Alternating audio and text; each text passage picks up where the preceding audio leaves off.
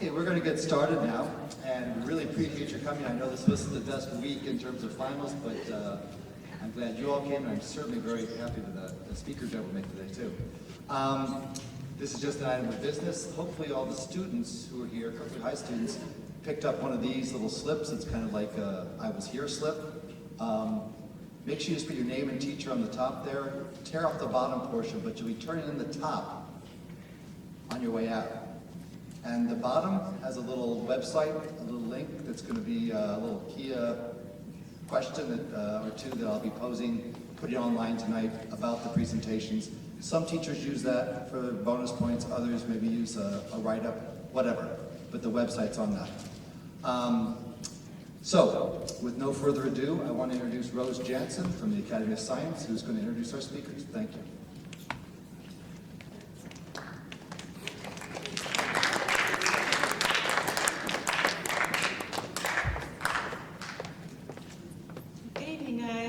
You were able to make it out tonight.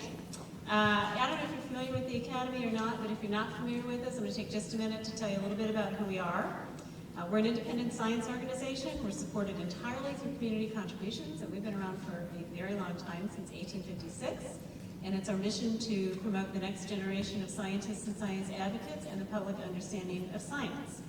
And we do that through a very broad range of free and low-cost public science programming, collaborative seminar series, and trips and tours that highlight science at venues throughout the metropolitan St. Louis region. You can find more information on the Academy and our community-wide events, public talks, and programs by visiting our website at academyofsciencestl.org. You can also visit us on Facebook or Twitter or pick up some of our literature that is at the table just outside the auditorium. And if you're interested in helping to support the Academy's many science opportunities for both children and adults throughout the metro region, there are some membership brochures also out at the table, or you can come see me after tonight's talk. I'll be happy to talk with you about becoming a member of the Academy. If you want to receive e-notification of upcoming Academy public lectures and events, there will be some e-news sign-up sheets that will make their way around the audience. And if you're a student and you need to verify your attendance here tonight, please come see us out at the table outside the auditorium after the Q&A. I do want to mention just a couple upcoming pioneering science talks that will be held here in the Keating Theater that you might have an interest in attending. Assistant Professor of Physics at Southern Illinois University Carbondale, Dr. Eric Chitomber, talks about quantum computing and information processing at 7 p.m. on Thursday evening, January 23. And again, that's here in the Kirkwood High School Keating Theater Auditorium. The event is free and open to the public, and there is no cost to attend. You don't need to register. And then the last in our Pioneering Science series this year features University of Tennessee Knoxville doctoral student Christina Figueroa Soto. She'll be talking about the work of the university's Forensic Anthropology Center, also known as the Body Farm. The Forensic Anthropology Center is known internationally for research on human decomposition and modern human biological variation, and the program's core is the Dynamic Body Donation Program, which currently comprises the vast donated skeletal collection with over 1,100 individuals. It's the largest collection of contemporary human skeletons in the U.S.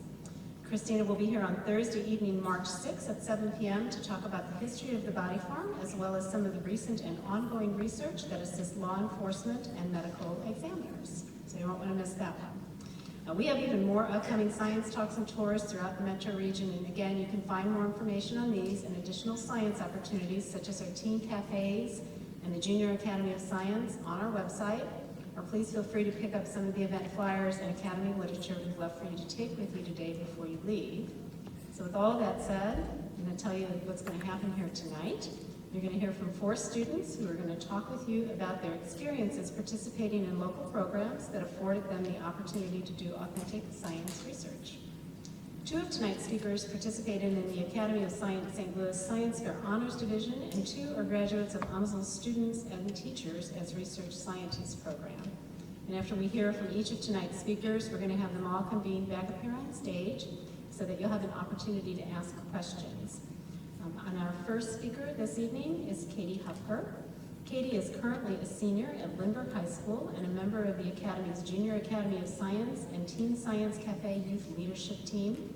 She's going to tell you a little bit about both of those programs and talk with you a little about her award-winning Honors Division Science Fair project, Sibs of the Spectrum, evaluating support groups for those who have a sibling with autism. So won't you join me in welcoming Katie Hufford?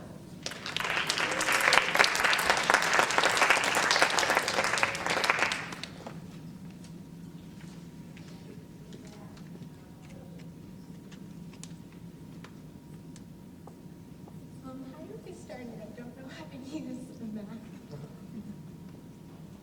Someone help out? Go up to slideshow at the top left right, and then just go for your slideshow. Okay, thank you.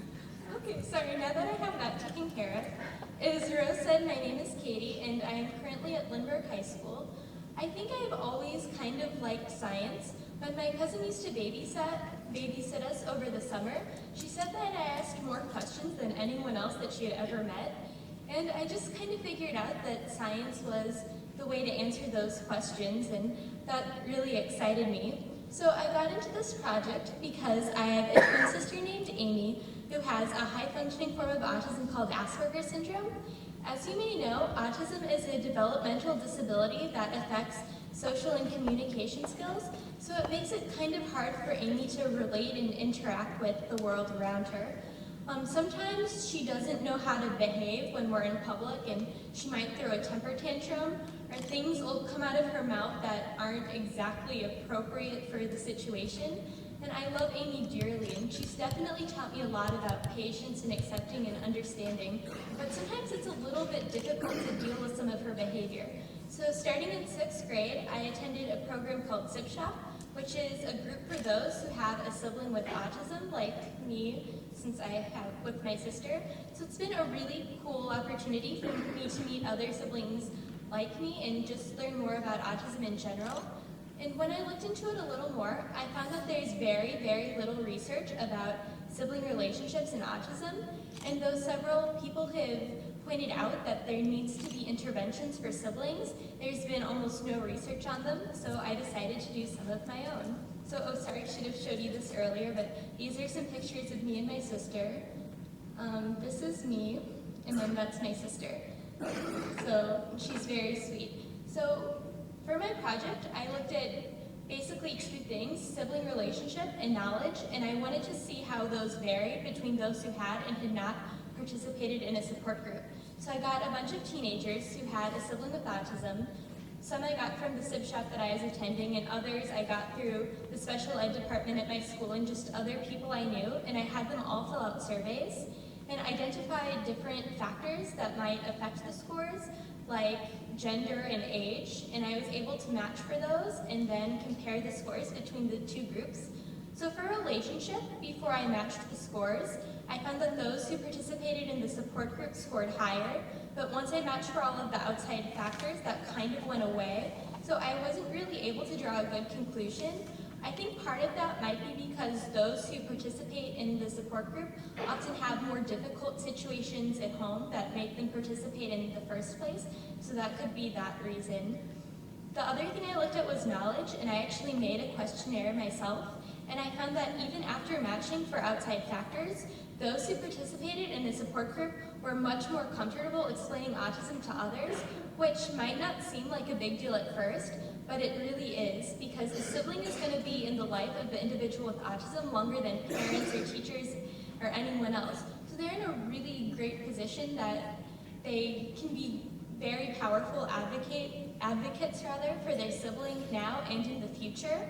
And also they're closer in age to their sibling than their parents, so they might go to the same school and maybe they can intervene if the teacher doesn't know how to handle something or if some of the students are being mean at recess. So I was really, really happy to find that.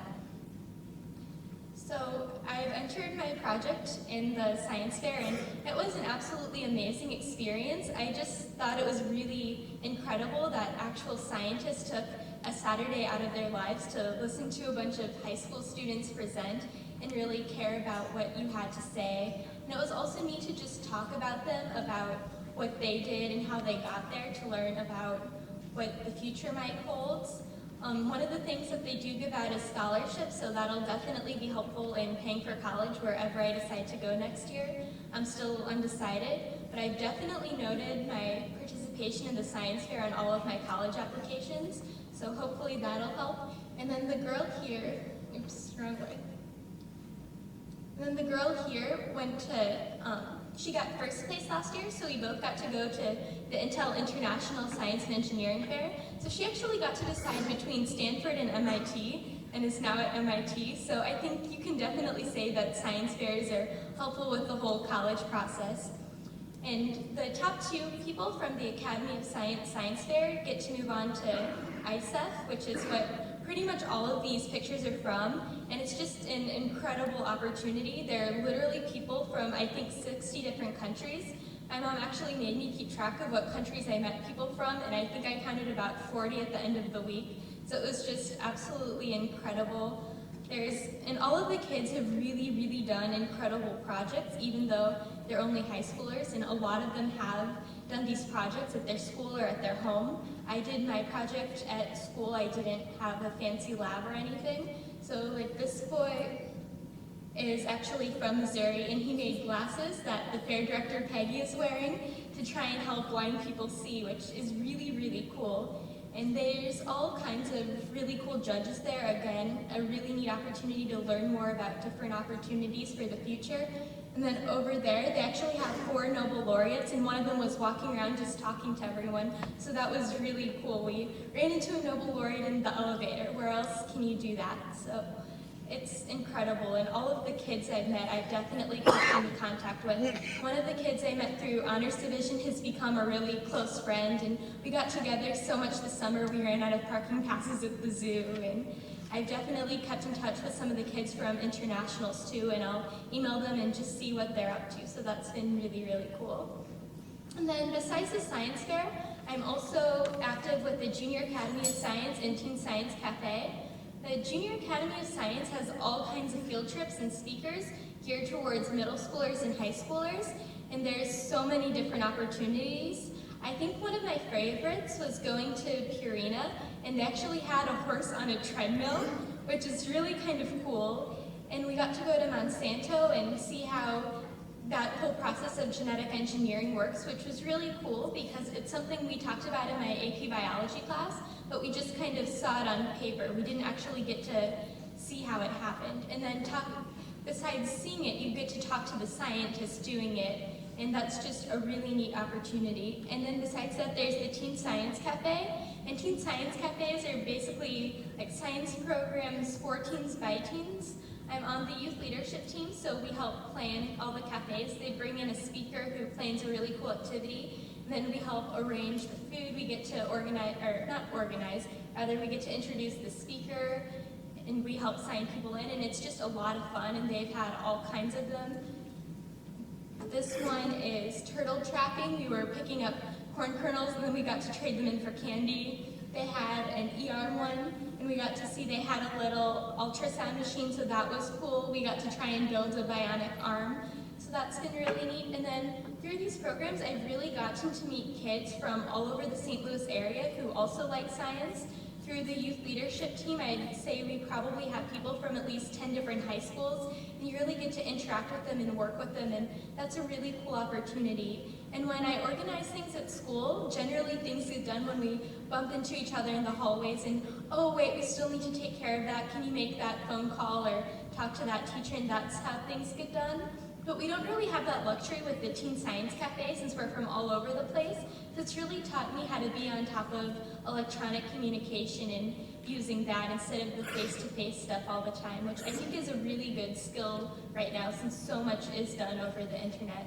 And you guys should definitely go to Teen Science Cafes and join the Junior Academy of Science because I've learned so much, and it's really an opportunity to take what you're learning at school and just see it come to life. And thank you.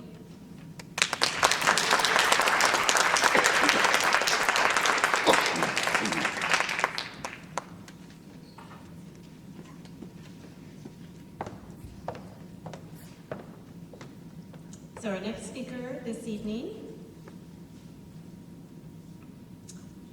is Ayman Malik. Ayman is currently a senior at Mary Institute and Country Day School, and he's a graduate of the STAR Students and Teachers as Research Scientist program.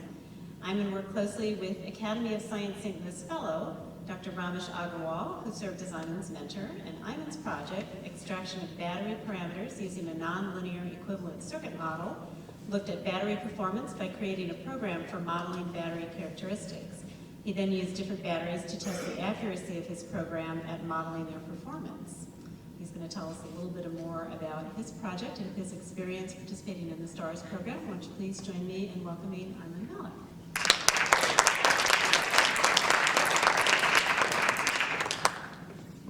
It's not as intimidating as it sounds.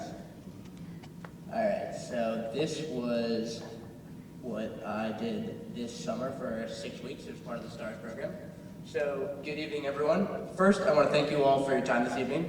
The first two preliminary things I want to address are who am I and how did I end up in front of you guys today? The main point of this presentation, however, is to show you that whether you're a student, whether you're a parent, whether you're a teacher, or whether you're a person just coming here looking for free extra credit or extra refreshments, how you can change the world.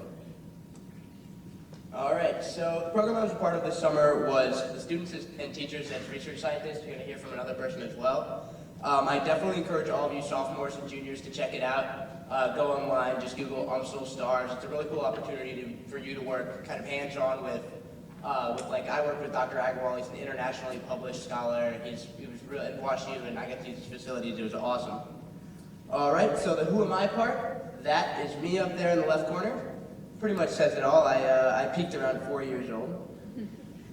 And beneath me is a collage of Jolly Hall. That's actually the old engineering hall at Washington University in St. Louis. That was the one that I was working at. They actually are in the process of renovating a brand new facility. And I definitely encourage you all to check out WashU and check out the facility. Apparently it's beautiful, I haven't been yet. And then finally, what that is on par with right about what my lab looked like. But there's an important point here, and that's that, and I'm going to talk a little bit about computer science and kind of the importance of kind of understanding it. But in reality, computer science is the only field where, really with nothing more than a Windows 98 and a box of mini-wheats, you can achieve a breakthrough. All right, so I'll tell you a little bit about my project. I examined the electric drivetrain that powers electric and semi-electric vehicles, so those are plug-in and hybrid electric vehicles. So how many of you guys kind of drive a hybrid, or your parents drive a hybrid? All right, there we are. Okay, so what if I told you that the number that appears on your dashboard indicating how many miles you have left is a complete guess? It's actually not a guess, necessarily. It's a value that's calculated with a long simulation algorithm. And it looks a little bit like this. So this is pretty scary, right? This is actually a model. This is the model that I created, that I programmed using Python. I'll show you that a little bit later. And it's actually called the nonlinear equivalent circuit model. And all it is a little bit of an improvement upon what they're currently using in the industrial market. And this basically is code. This is the exploding industry of Silicon Valley that creates something out of nothing using just a keyboard. And 60,000 jobs and counting, lucrative jobs, are being created in this field. And kids are creating entities like Facebook, Twitter, Snapchat, and you name it. And all of that is using nothing but code, numbers, and ideas. And this is just 14 lines of the 3,500 lines of codes that I wrote this summer in 6 weeks. But 1.5 years ago, the code that I was writing looked a little bit more like, oh, this is the code, sorry, this is what I wrote. The code that I was writing looked a little bit more like this. So, this is a program called Python. And it actually runs a language called the same name, it's called Python. And 1.5 years ago, this is the most advanced thing that I could do. You'll see the purple and the green was what I did. I said print hello world, and it responded with hello world. But when that happened, I was absolutely dumbstruck. The fact that I had made a computer respond to me and create something out of nothing, the question just kept popping in my mind, what else can I create? And code is the language of the future. And the simplest lessons came from Code Academy for me. I went online, transformed into a fluency in just 1.5 years. I encourage all of you guys to dedicate some time to learn code, to learn about engineering, and just give it a shot. All you have to do is, nowadays they even have a new thing called the Hour of Code. It's and you can go on your phone, go to the App Store and look for it, and you can code on your iPhone.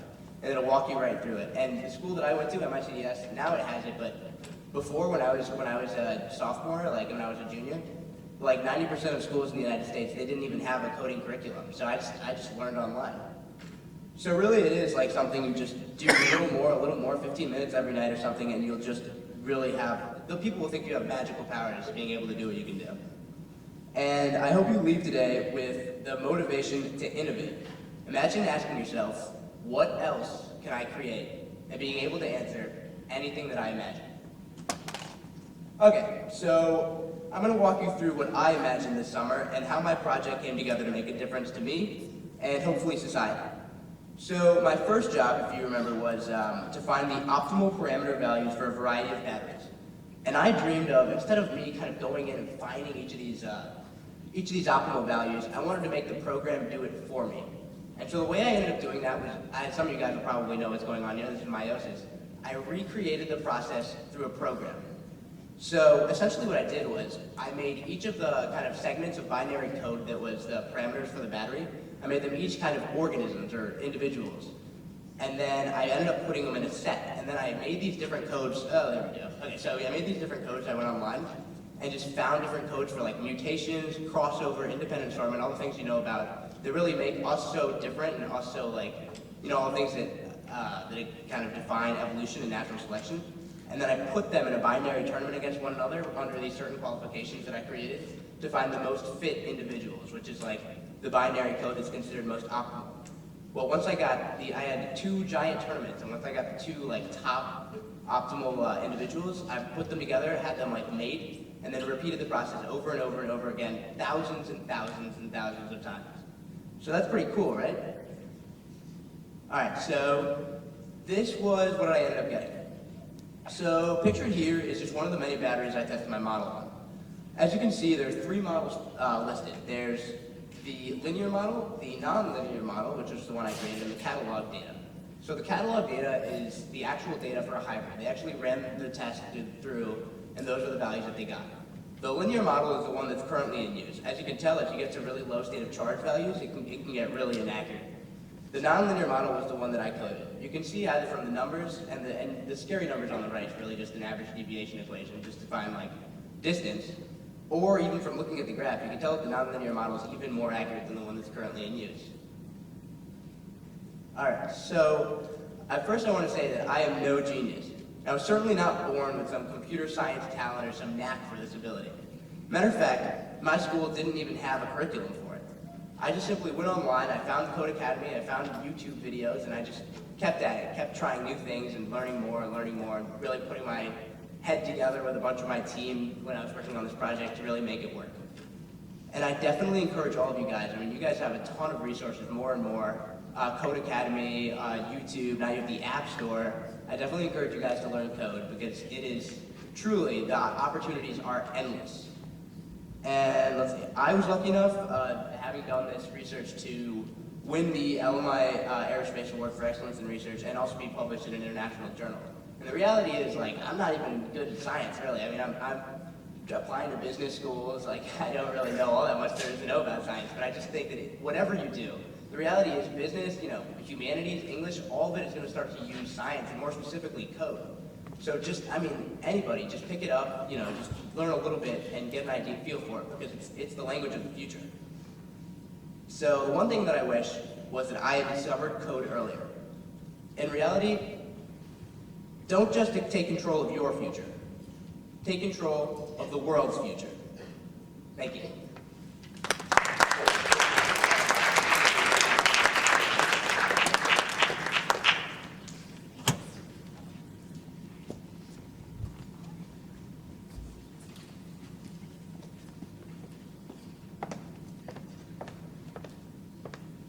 So our next speaker this evening is Amy Meyer.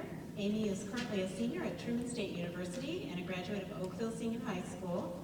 She was also an Academy of Science St. Louis Science Fair Honors Division awardee with her project, a study of types 1 and 2 diabetes using insulin gene microsatellites. And she also has a very interesting story to tell, and she's going to do that. So won't you please join me in welcoming Amy Meyer.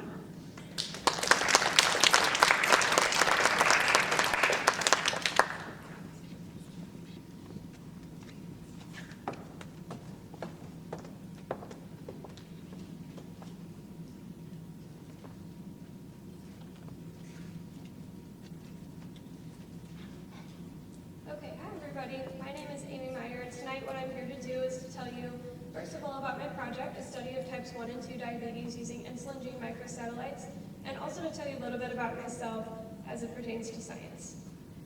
So, first, I'm going to give you a brief introduction of myself. Then I'm going to talk about the different fairs that I've gone to, and with that, the project that I did, and the outcomes of the science fairs as well as my project, and then current work, looking ahead, and then a few take-home messages. So, like Rose said, I'm a senior at Truman. I'm hopefully going to be graduating this spring, provided that everything goes well next semester. I'm a biology major and a music minor. And for those of you who don't know, Truman is in Kirksville, Missouri, which is northeast. It's about 2 hours north of Missouri. In my spare time, like the program says, I am deeply involved in my sorority, Sigma Kappa. I just finished a term as president, and before that I was vice president of membership, which means that I was in charge of recruiting new members. I'm also in the Truman State University Clarinet Choir. It's a group of volunteer clarinetists who get together once a week, and we perform community outreach concerts as well as concerts at Truman, and then we also travel around the country to different conventions. Top left picture, we were in North Carolina last year for a Van Doren convention.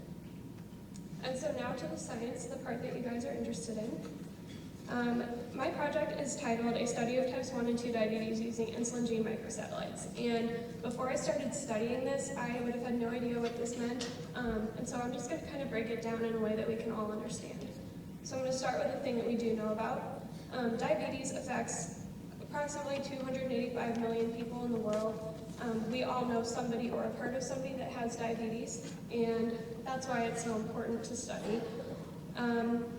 For anybody who doesn't know, insulin is a hormone that everyone makes. You can see from this little cartoon that insulin is kind of like a key. So this is insulin, this is a cell, and this is sugar. So when you eat food, you eat your apple for lunch, your body breaks down the apple into its constituents, one of those being sugar, and your cell needs this sugar for fuel.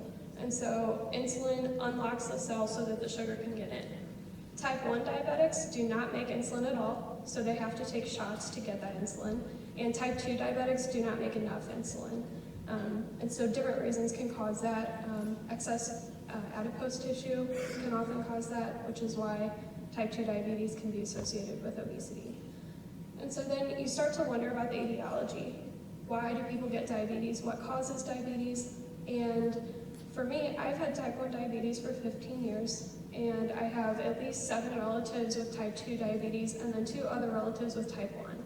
And so it's kind of a natural question, I think, to ask yourself, why do I have this disease? Why me?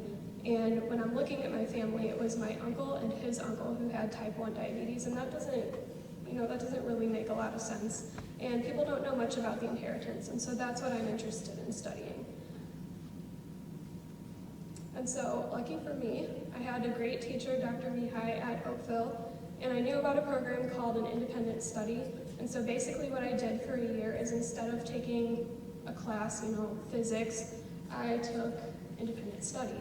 And this meant that I spent an hour and a half 3 hours every week with Dr. Mihai, working on this project, studying. And so I guess how that kind of worked is I started out by telling her, Dr. Mihai, I'm interested in studying diabetes. And that's kind of a scary thing to say because diabetes is a huge, broad subject. And so what she told me to do is to start reading papers. You go on Google Scholar, search diabetes, find something that you're interested in, and then Google search that. And so as I kept researching and kept reading, I came across these things called insulin gene microsatellites. And it kind of sounds like something that would be from space. It is not. What a microsatellite is, it is a repeating sequence of DNA. So you can see right here, that's a 14 base pair sequence. You guys have all heard about DNA being made up of A's, T's, C's, and G's, and so that's all that is. The insulin gene right here is what makes that hormone insulin that I was talking about earlier, and so just upstream to that, there's a region where this microsatellite is. And so this 14 base pair sequence repeats over and over and over. And so in some people, there are a lot of repeats. So I have written up there that 138 to 159 repeats can be protective against diabetes. And a shorter microsatellite, 28 to 44 repeats, could be predictive. So in the back of my mind, I'm thinking, this is one of the things that has been found to possibly contribute to diabetes. It's by no means the only thing. So could this be a reason that people in my family have diabetes? And so that's kind of where I was going with this study. And I guess what I did from here is I took mouth swabs of my family members and I isolated this region of their DNA, and then I determined how long their microsatellites were, and using that I put together pedigrees and then hypothesized a reason or a method of inheritance of diabetes in my family. And so this is a really important study, and I don't think I realized it at the time, but it is really important because diabetes does affect so many people, and if you could come up with a test that you could perform on infants or even before kids were born, even on older people, to decide that you're going to have diabetes in a year or your chances for having diabetes are increased, these are the things that you need to do to either avoid it or to prepare to properly treat yourself to obtain the best control possible. And so I did this purely out of interest. I had no desire to present at a science fair or anything like that. And back to this picture, I was fortunate to have Dr. Mihai in my life because she encouraged me to enter the Greater St. Louis Science Fair Honors Division. And I had no idea the caliber of my project. Like I said, I did it purely for interest.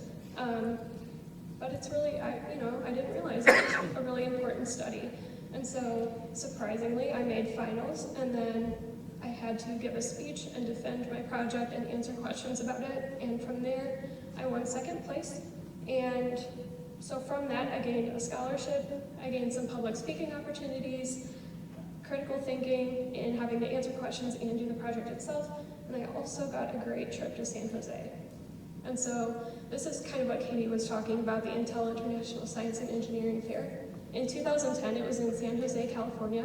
So I got to explore California, I met tons of people, and I presented my project, answered questions, and once again, I was like, well, I didn't even think that I would do that well in St. Louis. Now I'm in San Jose. It's just an honor to be here. And then I ended up getting second place, or a second place award, with Jason, who was the first place winner from St. Louis. And so this is my project, and I was presenting it. We were exploring California there, and then with our second place ribbons. And so from this, I gained more public speaking opportunities, networking opportunities, more critical thinking, and I was also invited to speak at a diabetes support group and an Outstanding Scientist Awards dinner. And from that, I happened to be sitting next to someone who told me, Amy, you should go ask these speakers if they have any job opportunities for the summer. And so I did. I gave them my phone number on my dad's business card because I just hadn't thought about it. And from that, I ended up with lots of research opportunities to follow. And so starting the summer after my senior year in high school, I was working with Dr. David Hunstad at Washington University, studying urinary tract infection pathogenesis. And that's something that I had no idea what it was before I had these opportunities, but I studied a protein that they think is important for the bacteria to cause a urinary tract infection. At Truman, I work for Dr. Stephanie Foray, and she does tick modeling. I want to be a doctor someday, and so ticks have, they're maybe a little bit related in some ways, but not the ways that you would think. And so just getting involved in research at Truman has been a lot of fun, and it's been very rewarding with Dr. Foray. And then this summer, I worked for Dr. Megan Cooper at Washington University studying natural killer cells, and those are immune cells, and so I was looking at their metabolism to see if they can have immunological memory like some other cells that we know about. And so looking ahead, like I said, I'm hopefully going to graduate from Truman this spring, and I'm applying to medical schools right now, so we'll see if that pans out. If it doesn't, I'm planning on applying for jobs starting over winter break. And I guess when you're looking ahead, you have to kind of look back and consider all of these different opportunities that I've had, I would not, with all of these science fairs and this project, I've reaffirmed my love for science. I love problem solving, I love being creative, and research is a way to be creative, just maybe not in your typical sense.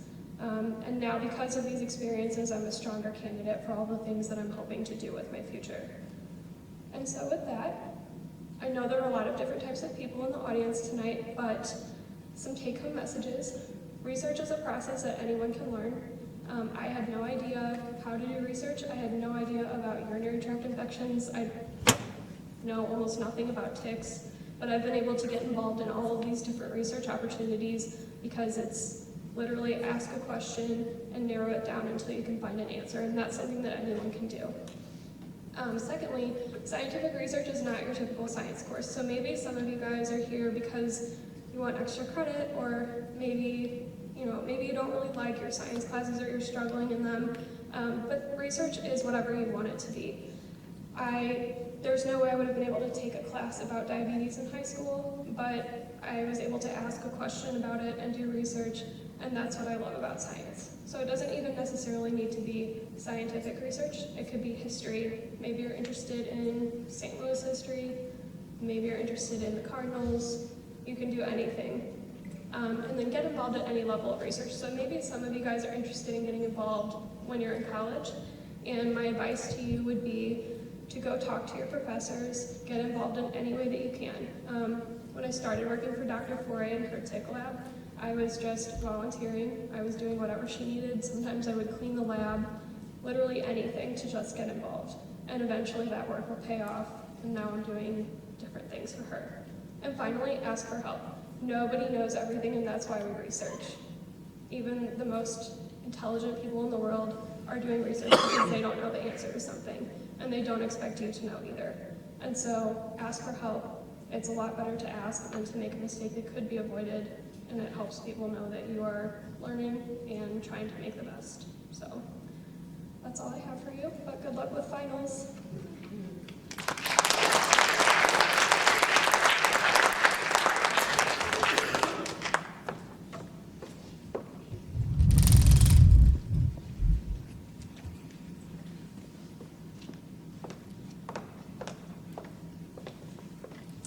And last but not least, Catriella, Kayla, I'm going to pronounce her last name incorrectly, I'm sorry. It's Lumbatoke. She's a junior at Lafayette High School and also a graduate of the STARS program. Catriella worked under the tutelage of UMSL computer science professor Dr. Henry Kang, and she's here with us tonight to tell us a little bit about her project, Automated Color Harmonization and Fractal Geometry. Would you please join me in welcoming Catriella?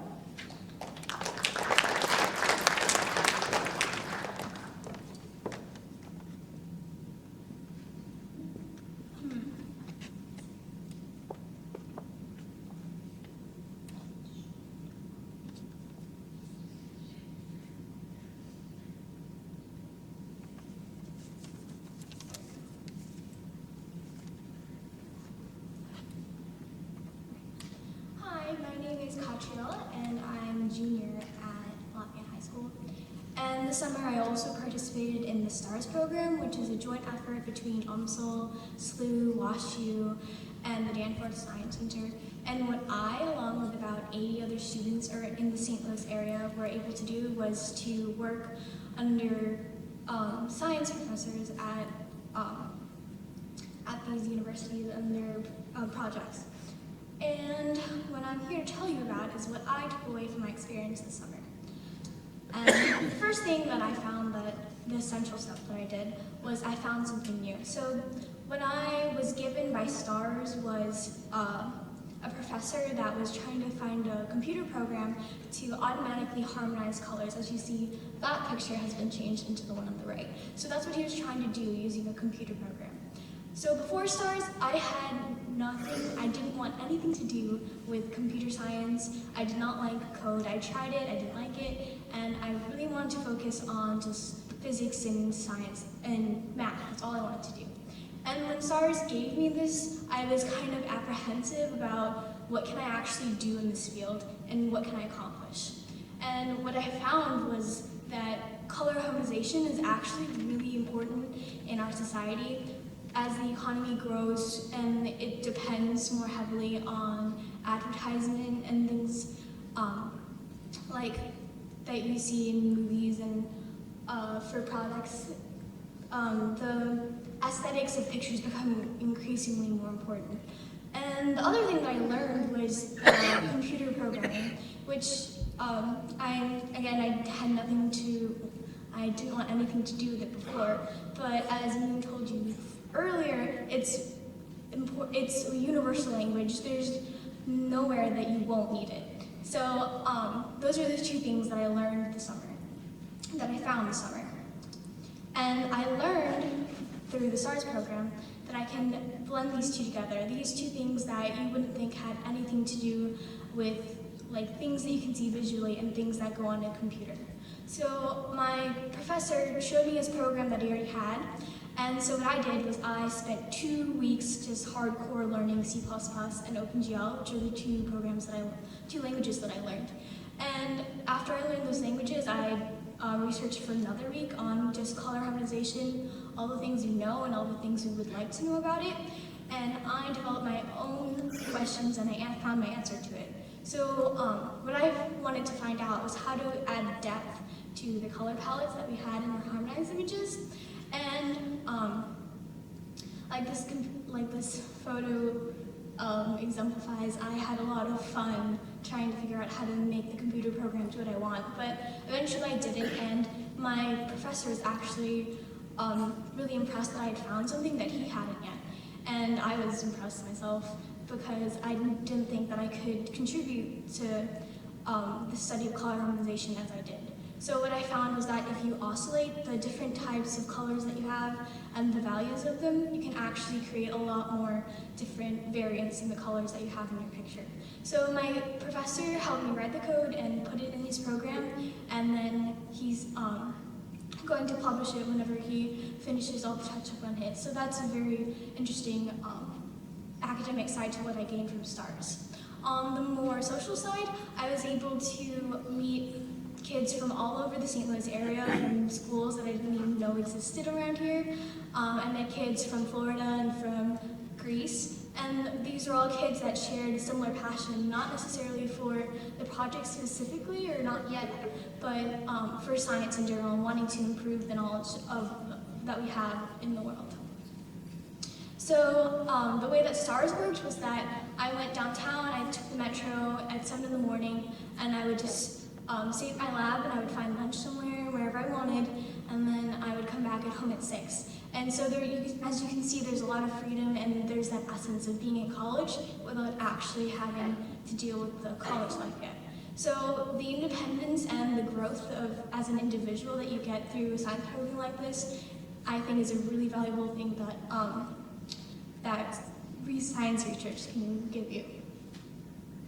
And then the third thing that naturally happened was to share the research that I did. And my way was through a research paper. So as you can see, these are some of the other LMI Aerospace Award winners. And we shared our knowledge and our findings of the world through research papers. But there are thousands, I'm sure, ways that you can find to share your findings with other people. As Amy and Katie did, they did science fairs, and that's a great way to share your knowledge. There's also just simply talking to people and spreading awareness of your issue that you investigated, or presenting to the public about your issues as well. And then the last thing I have for you here is a code, which basically says that if you choose to repeat indefinitely the process of pioneering science, because there are thousands and thousands of things that we don't know yet that we could expand on in the world, and not only expand on in our knowledge, but in pioneering science can also help you expand on your own experiences. Thank you.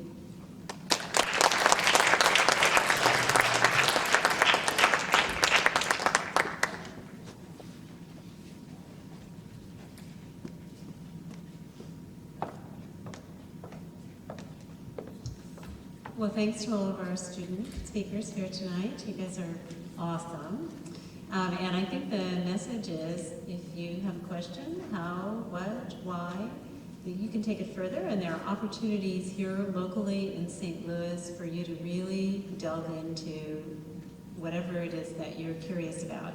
And if you want more information on participating in these programs that the students mentioned here tonight, the Academy's Junior Academy of Science, our Teen Science Cafes, the Academy of Science St. Louis Science Fair and or the Science Fair's Honors Division.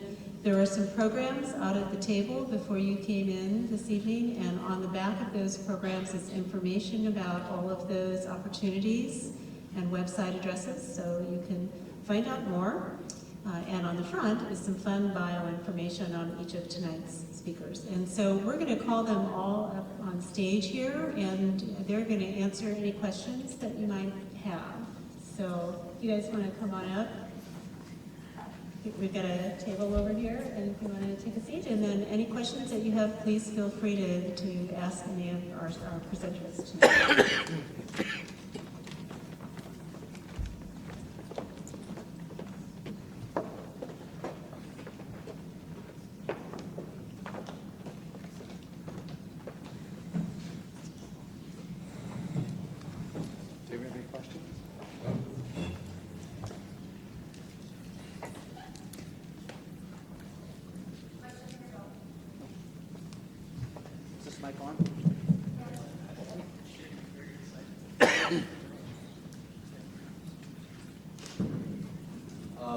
This question is for Iman.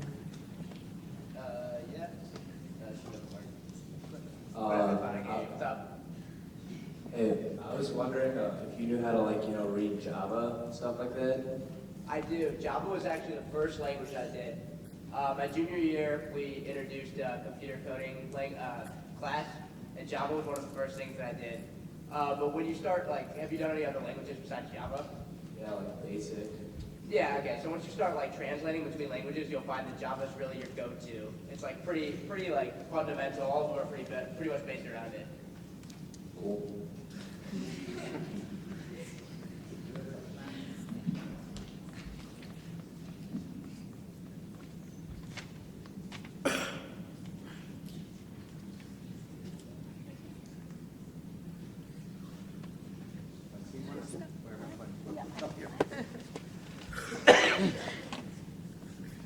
So I have a question for Katie.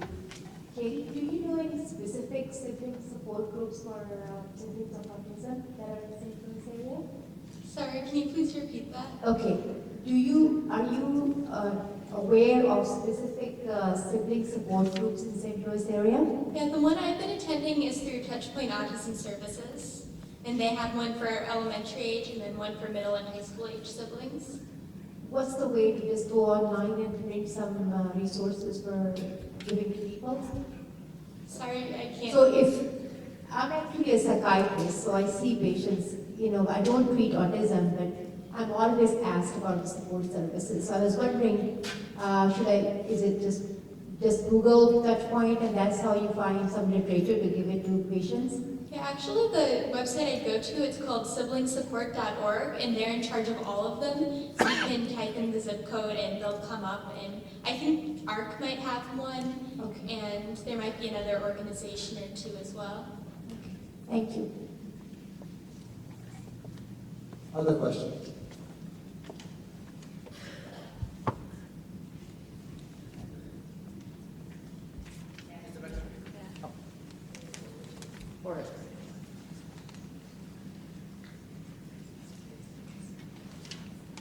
Hi.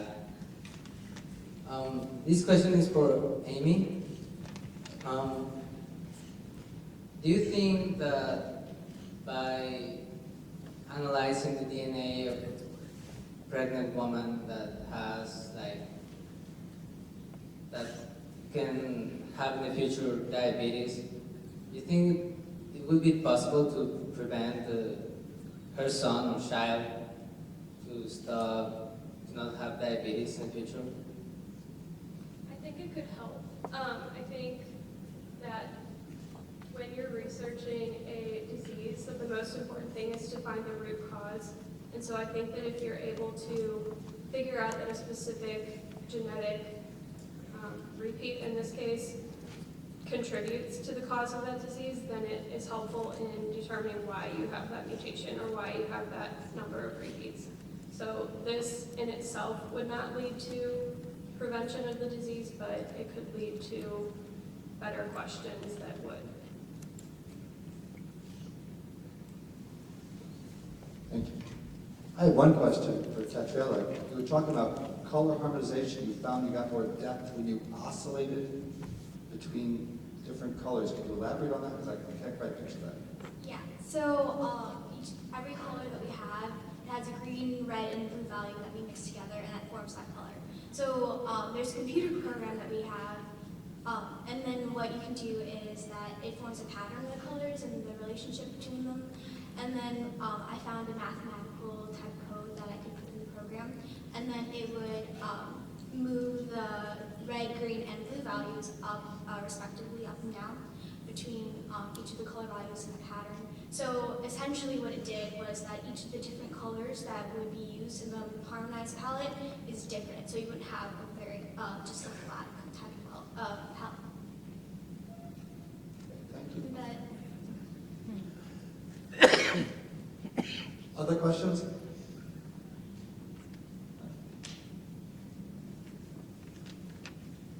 Okay, well, thank you all very much for coming. Let's give a round of applause to our panel again.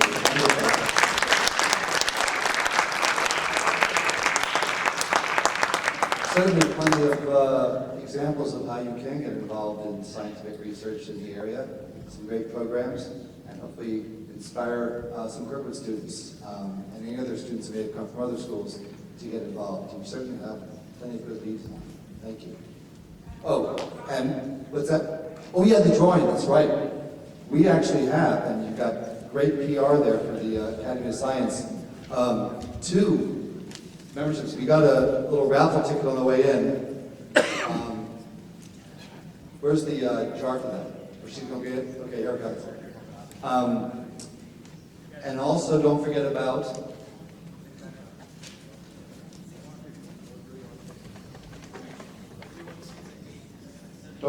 turning in those cards, the attendance cards as well.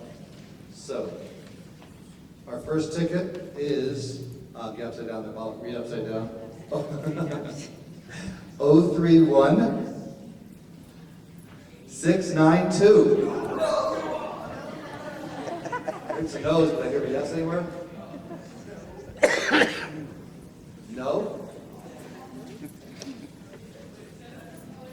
The last 3 digits were 692.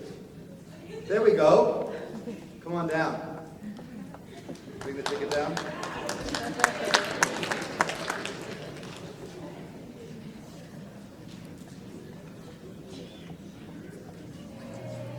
Oh, it's Emily. It's one of my students, but it hasn't been rigged. And this, congratulations, yeah. You'll be up there on stage next year. Okay. And the next one is 031 664. 664. All right, here we go. Perfect. Okay. Thank you. Congratulations. Okay, so again, thank you very much, panel. We appreciate your coming. And don't forget to turn in your cards there to one of the science teachers in the back there as you leave.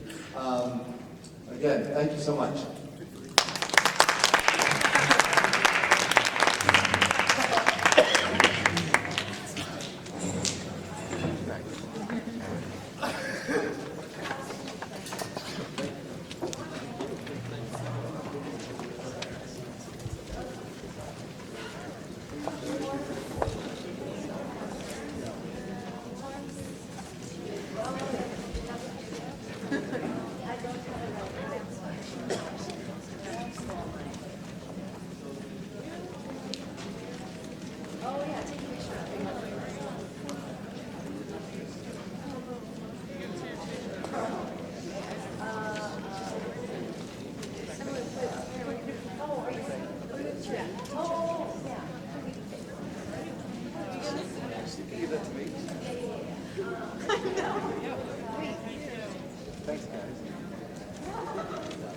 occasions with my pen right now.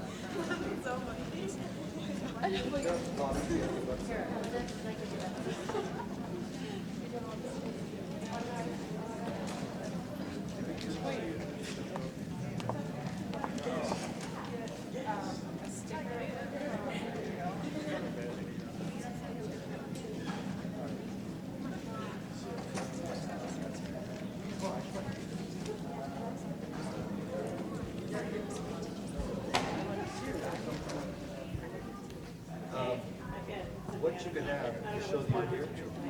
This is for your, you don't go to quick. Okay. That should do it, but, I mean, and this should too. Right, I got this. If you want me to sign something to the effect you were here, I'm happy to do that. Or, I think my email address on there, there's a question that gets me. Okay, good, good. All right. Turn that off. Flash on. Just in case. My students. Okay, yeah. That too, but others are just giving credit for this. Right. Bye, Mr. Becker. Bye-bye. Bye. Here you go, Ilya.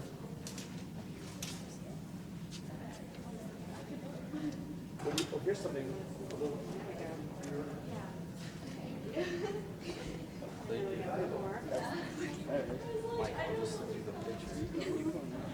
No. So you want to tear up the bottom so you have the picture? Yeah.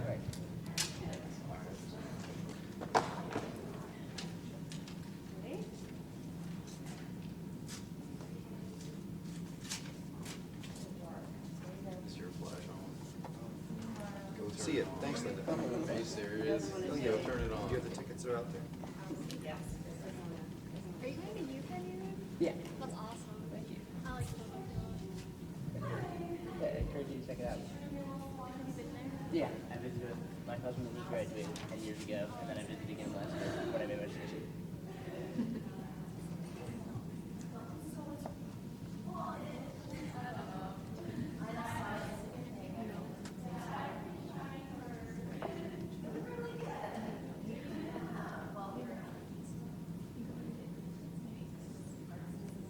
Okay, alright. Sorry. Might just get your door. Sorry. He started and he graduated. I got one more. I had to come. Thank you so much. Thank you. That was incredible. I was, yeah, yeah.